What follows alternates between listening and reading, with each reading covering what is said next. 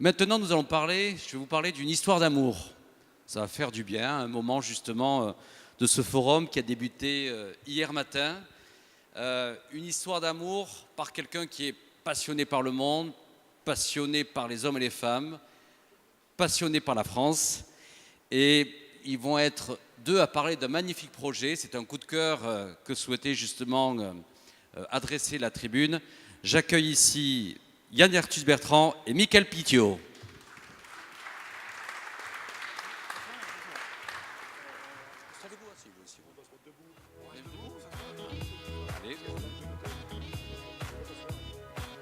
Yann, il veut rester debout, on va rester debout. C'est plus sympa. Je trouve ça plus en sympa. stand-up. En stand-up. Ça va? D'abord, c'est l'histoire d'amour entre Michael et moi. On n'est pas paxés, mais on se connaît depuis très longtemps, on s'aime beaucoup. Avec lui, j'ai fait un film formidable qui s'appelle Planète Océan. Et un autre film, peut-être que vous avez vu, qui s'appelait Terra, qu'on avait fait pour la COP 21 à Paris. D'ailleurs, en deux mots, en parlant des COP, deux choses. Pourquoi il n'y a pas un train spécial qui va à Varsovie au lieu d'aller en avion à la COP? Je me pose des questions. Varsovie, ce n'est qu'à 20 heures de Paris. Ça aurait été bien que tous les négociateurs, ONG, hommes politiques aillent à Varsovie en train. Et ça ne se fait pas. Ça, c'est une question que je me pose, qui montre bien d'ailleurs souvent le manque de bon sens qu'on a tout simplement. La COP 21, ça a été pour moi formidable. Salut Serge, que j'adore, à qui on a travaillé ensemble, qui était au WWF et grâce à qui nous avons pu fonder la fondation Good Planet dans le Bois de Boulogne, qui est ouverte tous les week-ends gratuitement, où nous parlons aussi bien des abeilles que des réfugiés. Nous avons un marché de Noël ce week-end. Il faut parler de ce qu'on fait. Hein. Absolument, Yann. Est-ce que je veux dire sur la COP 21, est-ce que vous savez que dans l'accord de la COP 21, vous savez qu'on est en train, la COP 21, de discuter sur les énergies fossiles, est-ce que vous savez que le mot charbon, que le mot énergie fossile, que le mot pétrole n'était pas dans l'accord? Sinon, les pays producteurs ne signaient pas. Alors vous vous rendez compte qu'on signe un accord sur la COP 21, que tout le monde... c'est extraordinaire. Il paraît qu'il n'y a que 6 pays qui ont respecté leurs engagements, d'ailleurs, entre parenthèses. Ce qui veut dire qu'il y a une hypocrisie diplomatique qui fait qu'on aura du mal à avancer tant qu'on n'ira pas au fond du problème, c'est-à-dire de réguler l'exploitation du pétrole. Et comme on n'arrive pas à la réguler, c'est open bar, tout le monde se sert, plus ou moins cher. Voilà. Je fais les COP, je n'y vais plus depuis la COP 21, mais depuis 92, c'est ça qui m'a fait faire la Terre vue du ciel. Je suis extrêmement sceptique. À quoi servent ces grandes COP? Je pense que c'est la révolution spirituelle qu'on devrait tous faire. Elle n'est pas encore là. Voilà. Et on va parler maintenant d'autre chose. Alors Yann, juste quand même, parce que... Non, mais je voulais en parler parce que... voilà. Quand on vous accueille, quand même, on apprécie justement qu'avec Yann, c'est jamais la langue de bois, et ça, on apprécie beaucoup à la tribune. Juste quand même, Yann, ici, depuis hier, on accueille beaucoup de maires de grandes villes, de maires de métropole. Alain Juppé va arriver dans quelques instants.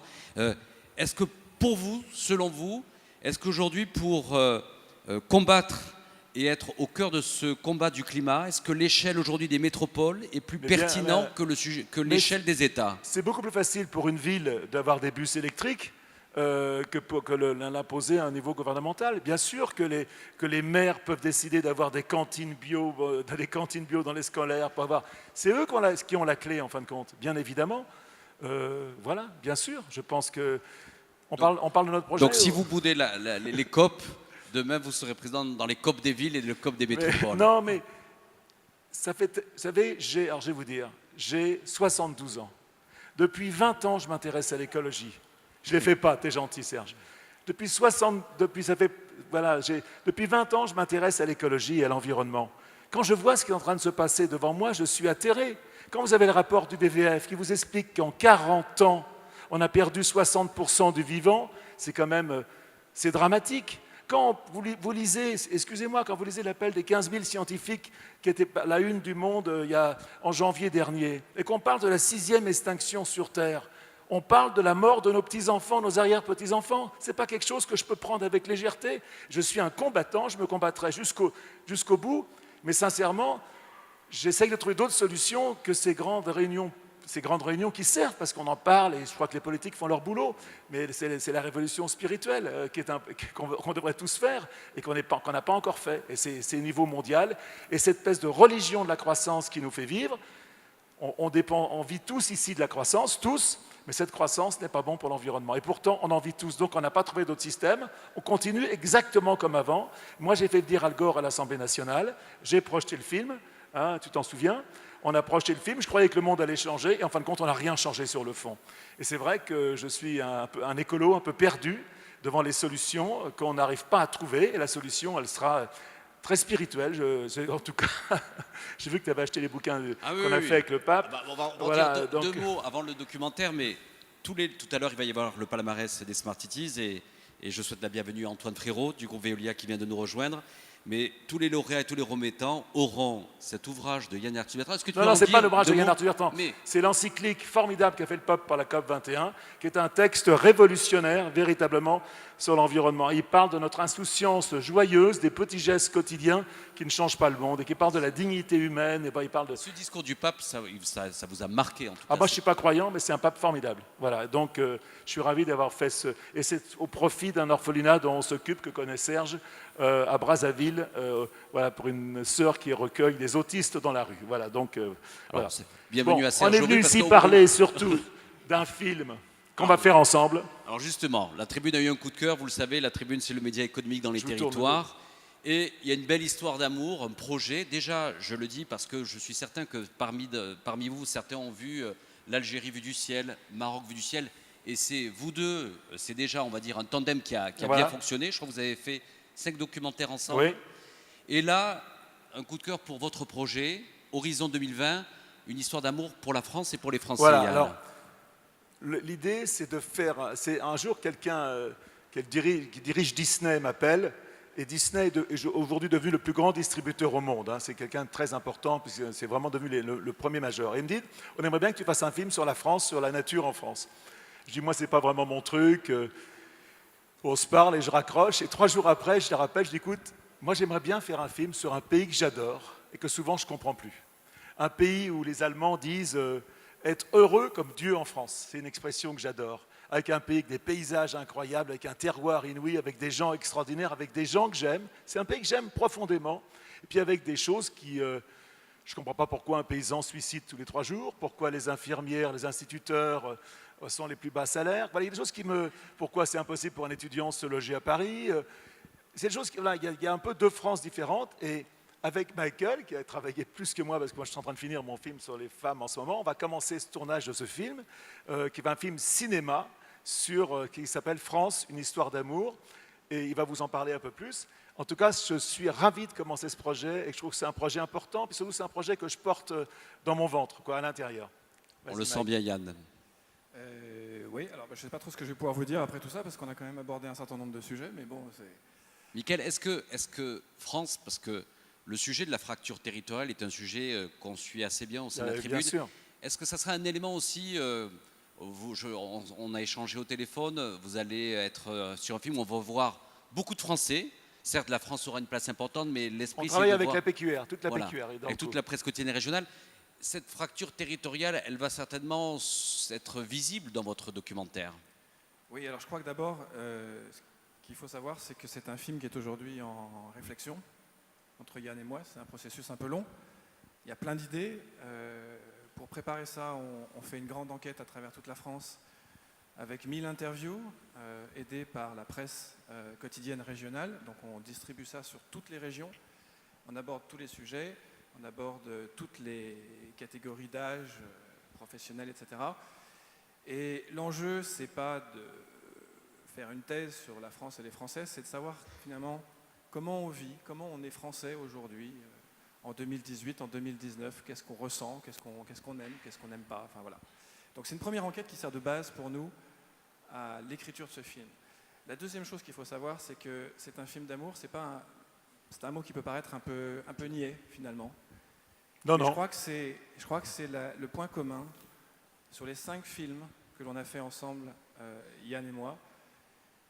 C'est un genre, c'est un registre qui a un petit peu disparu de nos radars ces dernières années, parce qu'on est tout le temps dans la critique, on est tout le temps dans la fracture justement, on est tout le temps dans l'investigation. Dans l'investigation. Et là, c'est un petit peu le chemin inverse, et on cherche finalement ce qui nous unit, ce que l'on aime, avec une certaine générosité, quitte des fois à passer sur des choses qui peuvent être un petit peu épineuses. Et cette espèce de bienveillance, en tout cas, c'est l'envie qu'on met sur ce genre de projet. Ça a mené ces dernières années à un vrai succès auprès du public. Il y a, je crois, une vraie envie de se redécouvrir avec bienveillance. On a le droit d'avoir, et on les a tous, un certain nombre de défauts, mais on peut aussi avoir sa générosité, ses idées. Et je crois que c'est comme ça qu'on va raconter la France et les Français, en fait. Et Mickaël, on peut peut-être en dire un mot. Cette fois-ci, ça ne sera pas vu du ciel, mais peut-être avec une autre technique qui est en réflexion. Oui, Et plus de carbone. Et plus de carbone. C'est toute une question au carbone. Donc, de toute façon, on abandonne l'hélicoptère, ça c'est une première chose. La deuxième chose, c'est l'envie, c'est d'être au plus près des Français. C'est pas forcément un film de paysage, c'est un film d'humain, d'humanité. Donc pour ça, le dispositif hélicoptère n'est pas forcément adapté. Et l'idée, c'est aussi d'inventer une image, de réinventer l'image sur ce territoire qu'est la France. C'est quelque chose qui est difficile parce qu'on a beaucoup filmé la France. C'est un très beau pays et c'est aussi un pays avec de très beaux habitants dans le sens où chacun a des idées, des initiatives. Il y a un débat d'idées en ce moment quand même qui est assez fort, que l'on entend, avec des choses qui sont historiques, des choses qui sont modernes. Et je crois que, et ça vient d'ailleurs en grande partie des territoires, c'est un terme que j'apprends parce que pour moi c'était la province avant, mais ça s'appelle les territoires, d'accord. Et je trouve que dans ce que j'entends venant des territoires, j'étais il y a quelques jours dans la Manche, je voyais ces ronds-points avec ces gens dans la nuit, dans des espèces de flammes, et je me disais, c'est quand même assez beau parce qu'il y a encore des gens en France pour se parler. C'est les ronds-points qui étaient beaux. C'est les ronds-points. Les ronds-points, c'est un grand sujet entre nous. Parce on adore les ronds-points en France, nous. Mais il y avait des gens comme ça autour de ces ronds-points pour se parler, pour se dire ah bah oui, non, il faudrait vraiment qu'on change ça, il faudrait vraiment qu'on fasse ça. Quelque part, c'est aussi une belle histoire humaine. Tu parles des Gilets jaunes. Je parle des Gilets jaunes, oui, parce que moi j'ai découvert ça en fait en quittant Paris. Donc, oui, exactement. J'ai trouvé ça assez touchant. Yann, les Gilets jaunes, ça va être, comment dire, c'est un élément justement qui nourrit votre inspiration par rapport aussi à ce documentaire. Bon, bien sûr, c'est même fondamental, bien sûr. La première image qu'on a déjà tournée de ce film, on peut vous le dire, c'est un scoop en direct, c'est le mondial de foot. On était au Champ de Mars, on était sur les Champs-Élysées, et on a ces images en longue focale. Incroyable de cette France avec les drapeaux. Mais on a fait des images inouïes. Inouïes, de toutes les couleurs, de toutes les histoires, réunies, serrées, dans la même émotion. Et quelque part, c'est le point de départ de ce film, en fait. Je crois que c'est le point d'envie, en fait, de ce film. Voilà. Le point d'envie, c'est un beau mot. Hein. Le point d'envie. En tout cas, ça nous a donné envie de se projeter en 2020. Alors, s'il y a des entreprises qui veulent nous aider, elles sont bienvenues. Absolument. Voilà. Et il y a beaucoup d'entreprises dans la salle, puisque c'est un documentaire, il y a un modèle économique. Hein, c'est comme dans une métropole, une collectivité locale. Voilà. Il y a un budget. Il y a bien sûr ce qui reviendra de l'industrie cinématographique, puisqu'il sera déjà, je crois qu'il y a une projection de 500 salles. Oui, Disney nous a promis 500 salles en France, ce qui est énorme pour un film de cinéma. Voilà. D'ici là, peut-être, parce qu'il y a beaucoup de femmes et des messieurs qui sont militants, se mobilisent aussi sur les sujets de mixité. Il y aura Women's. Oui, Woman va sortir. On travaille depuis 3 ans sur un film sur les femmes, qui est la suite de Human, qui est un film incroyable, vraiment. On a fait 2000 interviews. Il y a des gens qui ont vu Human dans la salle, ici ou pas? Ah, voilà, génial. Serge, tu as vu Human? Lève la main, s'il te plaît. Voilà. Et donc, c'est la suite de Human, et c'est un film formidable. Ça va sortir à Noël l'année prochaine. On finit les tournages en ce moment. Voilà. Merci Yann Arthus-Bertrand, merci Mickaël Picciott. On a envie de voir France. France, c'est en 2020. Une histoire d'amour. Une histoire d'amour. Merci de nous avoir invités.